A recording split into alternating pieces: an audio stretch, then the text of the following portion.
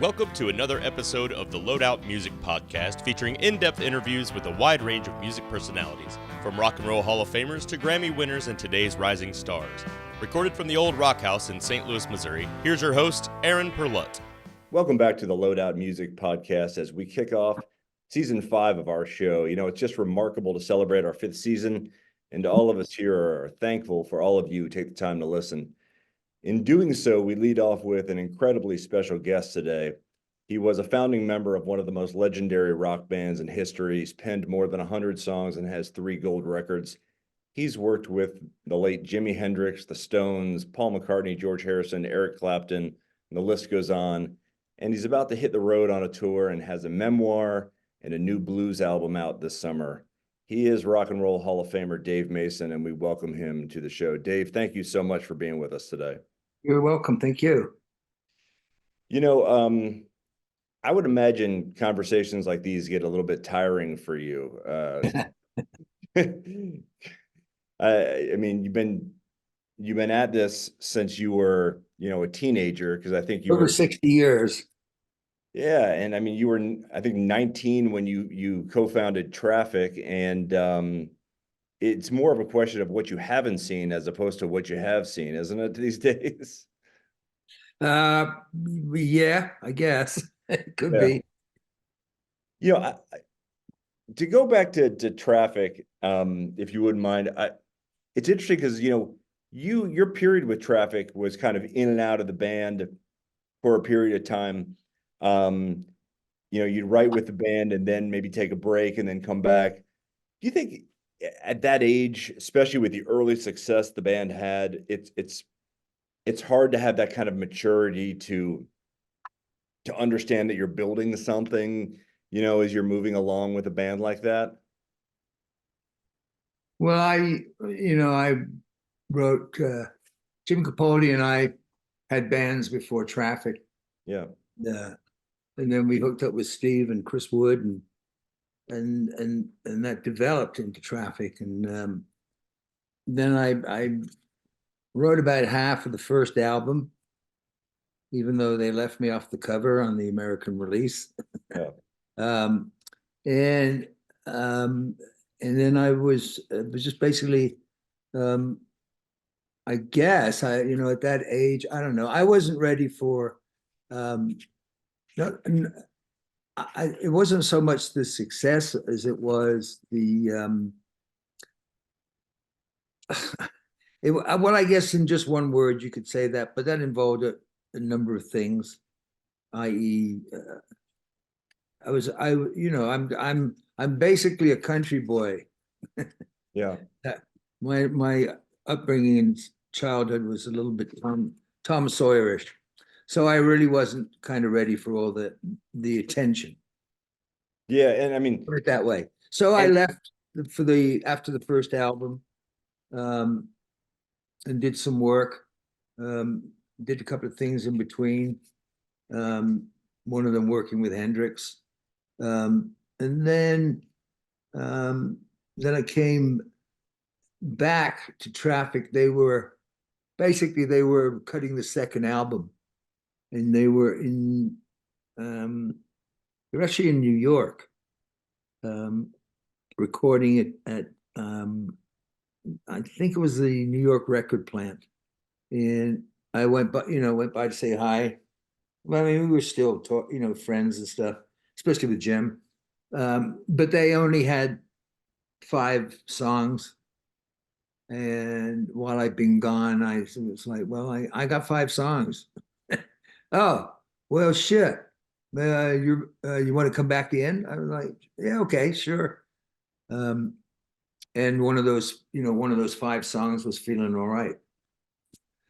So that's sort of in a nutshell how that took place. And then later, after finally leaving, which is all in the book, which comes out in May. Yeah. Called Only You Know and I Know, which can be pre-ordered on my website. Then I sort of, that point it was sort of it. And then later came back for that brief welcome to the canteen. tour, which I thought was going to be, turn into something a little bit more permanent, but it didn't. Yeah, is chemistry is such a hard thing in bands, right? Like just to find that magic of guys you want to stay with for a long period of time. Because I mean, it's like your work wives, isn't it? Because you're so close, and when you're working on something artistic, typically it's so something you're so passionate about that you really got to be willing to kind of want to share that experience beyond, say, one session on a record or something like that, as opposed to hitting the road with a group of guys and being with them year after year after year. That's a hard thing, isn't it? Well, I mean, back my time at Traffic was basically about a 2-3 year period. That's it. Yeah. Um, but there's a lot of egos. Yeah. Everybody's got one. some people's are more forceful than others. Yeah. I mean, basically that's, and you're young. What the hell, Yeah. You're young. You think you're going to live forever, and it's all going to be great, and it's all this and that, and so nobody ever thinks you're going to be still doing it at 77 years of age. So, you're young and you're immature and you're inexperienced. So, and you're also in that place where anything's possible because you got nothing but time on your side. What was it about you though? Because I mean, after you left Traffic, you mentioned Hendrix, but you contributed to a remarkable amount of not just good records with other great artists, but historic pieces of music. You were in studio working with, whether it's Stephen Stills or Rita Coolidge or what have you. What is it about your skill set, Dave? What is it about you? What is it? Obviously, it says something about you that all these guys wanted a piece of you. They wanted you to be participating. I mean, that's the kind of thing that people want on their epitaph, I'll be honest with you, I really don't know. A lot of it was, I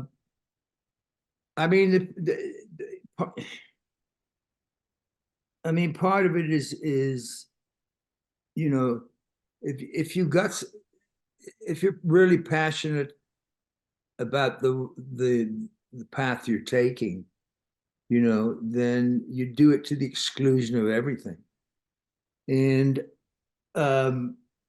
I mean, there's musicians that are far more brilliant than I am. And I always consider I did a lot with a little, Feeling All Right is just a 2-chord song. So, and a lot of it was luck, and a lot of it was being in the right place at the right time. So, I can't give you really any one reason why.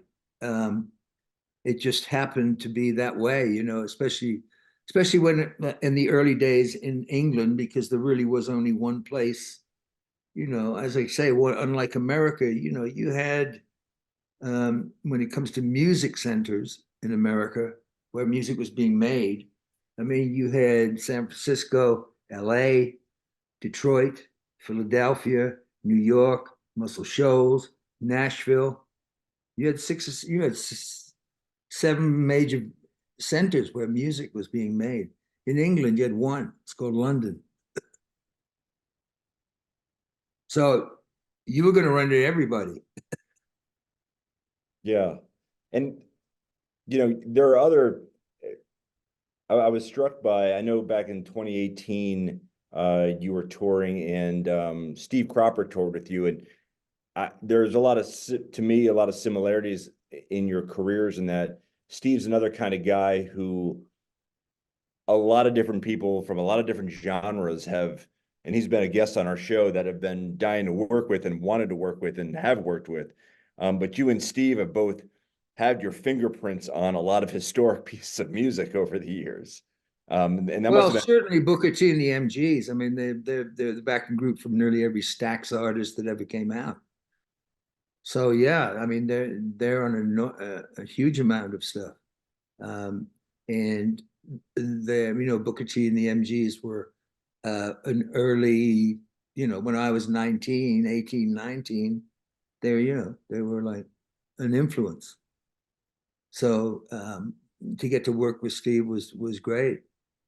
We did our little rock and soul review tour. It was fun. It seems though, like in looking at your career, when you kind of became a solo artist is when you kind of settled into your groove. Was that like, did you find your true comfort level when you were beyond traffic, beyond working in sessions? And I'm sure some of that was parallel with your solo career, but as a solo guy, is that where you have your comfort level? Not really. I mean, all those songs on Alone Together would have probably been, a lot of them would have been on the third Traffic album, had things been different. Really. I mean, I'm not really a solo artist. I never, I just wanted to make music, meet girls and make money. Yeah, don't we all? Stay in the background, basically. That Yeah. was sort of the impetus. So, I mean, I like the group thing. It's not the way the pressure. It's not all on me, to do Yeah. it. But things worked out, and I had the songs, and I became a solo artist, and I really didn't know how to deal with that one at first. So How so? Was it just a very uncomfortable thing being, did the I day didn't want to be up front there in the spotlight. I just, it was like, oh shit, there's nobody else here but me. So how did that affect you then, that discomfort? Like anything else, you work through it. Yeah, yeah. Um, Get over it. You go, all right, well, this is it. I better make this work. I mean, but did it make you think about, maybe I'd be better in getting back into kind of a band Well, situation? it was when I first came over here. I played guitar with Delaney and Bonnie for about a year Yeah. and a half. And then I know, I mean, to jump forward a little bit, I know there was a short stint. I know you've had a long relationship with Mick Fleetwood, but there was a short stint in the 90s where you actually were a member of Fleetwood Mac. Of a version of Fleetwood Mac. Yeah. I read something you said about that experience, and I thought it was pretty interesting. Something to the degree of you were heaping praise on Lindsey Buckingham's guitar ability, and you said, there's a reason it took 3 different guitarists to take the place of Lindsey Buckingham, and I thought that was I'm sure I had that a little bit wrong, but it was pretty high praise for a guy with your level of talent to heap on anyone. Well, it wasn't just that. It's just, there was just, I mean, the only 2 members that were there were Mick and, Christine did the album, but she wouldn't go on the road. So the only, we were sort of a hybrid Fleetwood Mac cover band. There was only John McVie and Mick Fleetwood there. Yeah. And it had a very short stint, a couple of years. And then they all got back together, which, for them, great. And not that long after that, you had mentioned Jim Capaldi before, and I know you guys have such a decorated relationship, but the 2 of you in the late 90s got back on the road, and you did I think it was called the 40,000 Headman tour. That must have been a fun experience, you and he back on the road doing that. What was that like? It was, kind of interesting. It was, there's lots of, it's all in the book. Yeah. Well, talk about the book a little bit. What can you preview for us? What does this book say about you? And I'm sure, as you go back and you write it, it brings up a lot of emotions and memories. And, what do you think that people can learn from this book about you? No, I have no idea. I basically tried to write a book about somebody's life, about my life, my life, and all the ups and downs and everything else to do with it, from my childhood to now. And that's really the story I tried to write. And then, of course, the highlight, with all the musical parts written in there. But essentially, I was trying to write a life story, I guess, more than anything. I mean, whether I succeeded, I don't know. But it's what people get out of it. Again, I don't know. I have no idea. I just got, like I said, I got badgered into this. If I was left to my own devices, I would never have written a book, because I would have been like, why? Why am I writing a book? Everybody and their grandmother's writing a book. And what's so interesting about my life? So, from my point of view. So I just, I got fans kept asking for years, and then my wife kept badgering me about it, and it's like, okay. And then somebody came forward at a show, because my co-writer on it is a man named Chris Epting, and which without him, it wouldn't have been written, mostly because when it comes to times, places, and events, I mean, I'm always, unless I'm doing this, I'm always looking forward. So time and events, it's like, thank God for Chris. Otherwise, I'd be like, I don't know when that was. When was that? I did that? Oh, yeah. Oh, that's right. I remember now. So, without him, I wouldn't have, had I kept a diary, it would have been a lot better. Did you, when we tend to look back, sometimes you have to rip open some scars that maybe you didn't want to. Was that at all a painful exercise for you? No, I know it's not. I mean, that's life. It's ups and downs. I wouldn't, for the most part, the media and when it comes to, commercially writing something, or somebody, let's say publishing house, wanting to put out a book like mine, they want stuff that's like on the little rack at the checkout counter. They want scandal. They want shit. They want all dirt. And I'm not going to write that. I'll tell you what I'll tell you all my shit, but I'm not going to tell you about somebody else's. And I do. I mean, I'll tell you what happened in my life because that's part of what it was. So, basically that's, I tried to make it a life story.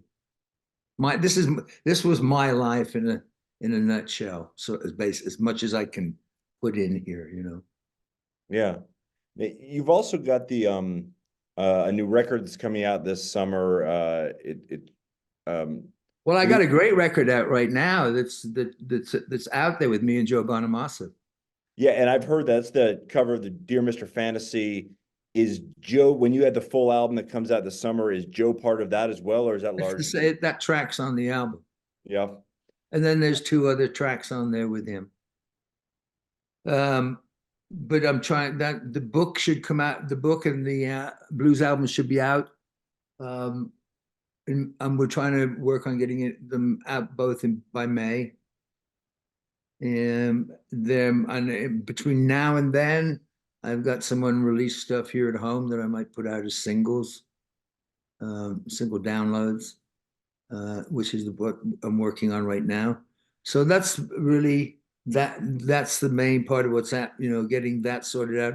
There was BMG was going to be publishing the book, and then about 3 months before we'd really gone to past the initial stage and getting the book edited and all that stuff, they decided they were no longer in the book business.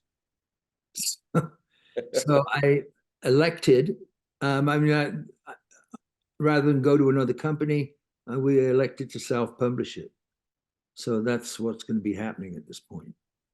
How was the experience? Joe's been on the show before. How was the experience work with him. I mean, he's one of the most talented guy, like modern blues guitarists going today. He's got Oh, yeah. terrific vocals too. Yeah. Well, I have a track on there with him that he did with me at my house when I was living in California. God, it's got to be. There's a track called "Use It or Lose It," but it's probably 17 years ago that I did it with him. That he came over to the house and we did this song. So your relationship with Joe is not some new thing. It's you. Well, that was all that was the brief relationship. Yeah. Was really just him coming over and doing that. Up until a year ago, that was the only next time I really, had contact with him. Gotcha.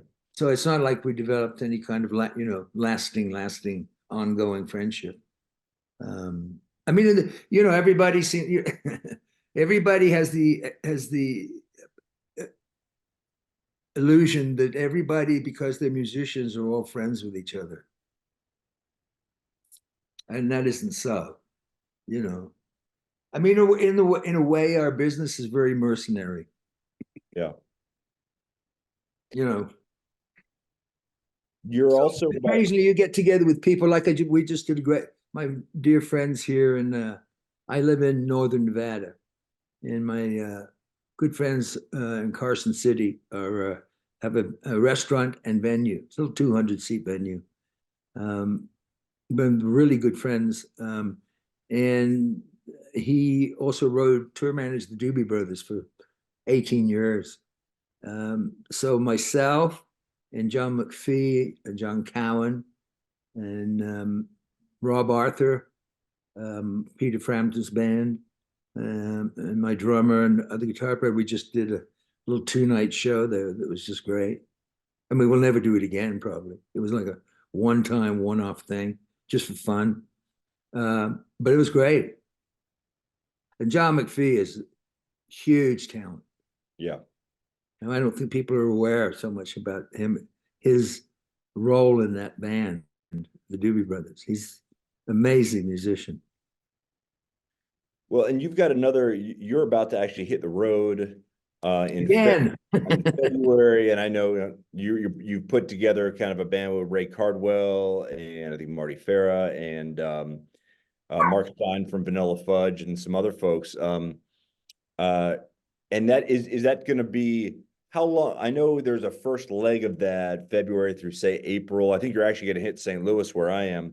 Yeah. Are you looking at though ultimately extending that through the summer and into later this year? I've been on the road since I was 18 or 19 years of age. Longest I ever took off was through COVID. Yeah. Does that get? I'll be on the road till I drop. As I say, don't miss the last show. Does that get uncomfortable when you mentioned COVID was the longest you had ever been stuck at home? Is that an uncomfortable feeling for someone like you who's used to being on the road, used to that lifestyle? Is it weird? Like not being on the road? It was perfect. Yeah. Oh yeah, COVID for me hit at the right time. Because I'd been saying for a year before all that happened, I need time off. I need to take a break. I've been doing it for 60 years. It's and like I say, I'm if shows, playing. You're not paying me to stand up here and make this music. You're paying me to leave the house. I mean, it's the other 22 hours I'm getting paid for, sitting in a bus, sitting in a dressing room, sitting in a hotel. That's what you're paying me for. Yeah, it's funny. I wrote a piece about my band being on the road last year, and I wrote it about how it's not all that it's chalked up to be staying in shitty hotels and being cramped into a van or something like that, and being in strange cities and eating underwhelming meals. It's the rock and roll lifestyle is not living the life, baby, living the life. Yeah, living the dream. Yeah. Before I let you get out of here, I want to ask you about one more thing.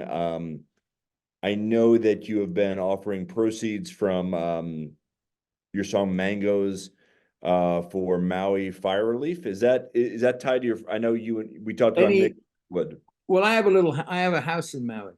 Okay. So, so that's my connection. And yes, Mick and I are good friends, and he's lived there a while.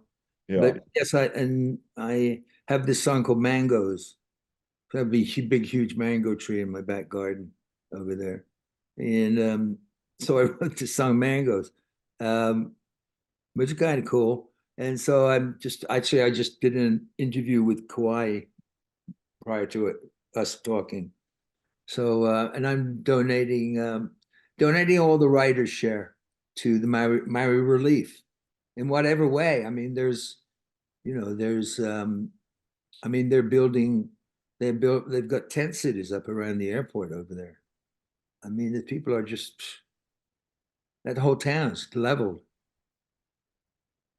It's just gone. It's gone. It's like maybe two, concrete buildings left. That's it. It's just gone.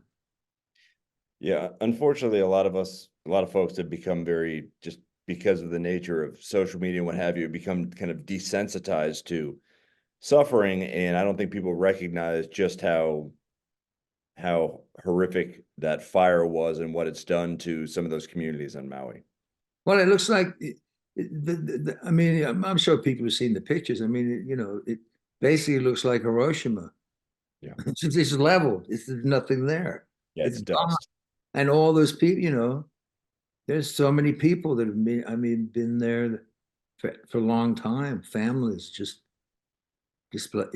completely displaced. So, I'm happy I usually for the past 6 or 7 years, a man named Shep Gordon, who manages Alice Cooper, always has a New Year's Eve event that he does every year that donates to the Maui Food Bank. So I've been doing those for about the last 6, 7 years. I go, when I'm over there. Dave, thank you so much for being on the show. I know, but the book and tour dates are on davemasonmusic.com. Looking forward to the new record coming out this summer. Thank you so much for being our first guest on season 5. Well, thank you for having me. Yeah, really appreciate it. And, the best of luck to you, and hope to catch you on the road, because we know that's where you're going to be. See you in St. Louis. All right. Thanks, Dave. Thank you so much.